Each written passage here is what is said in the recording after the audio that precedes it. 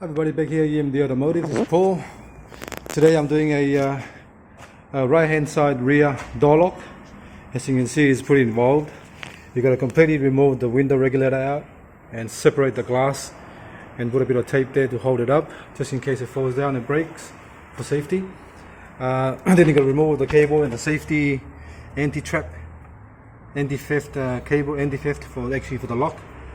It's a bit of a trick to get that out from there.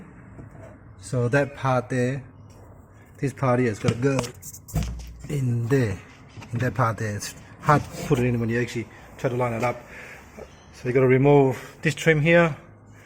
You got to be careful. That one there, you got to actually out and then slide it this way and then out again.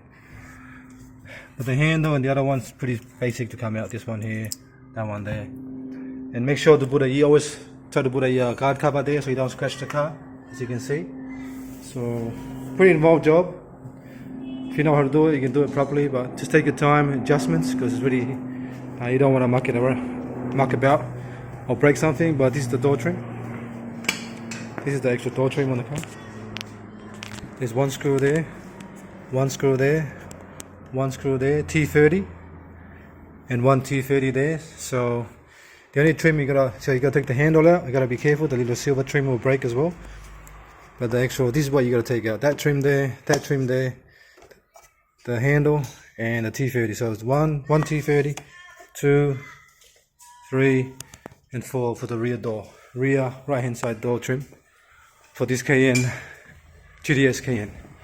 All right, I'll finish doing this. The complaint was every time you lock the car, when you press open, this door is always locked until you reach inside and open it from the inner handle. But today we're going to replace the lock and do a retest and do another video.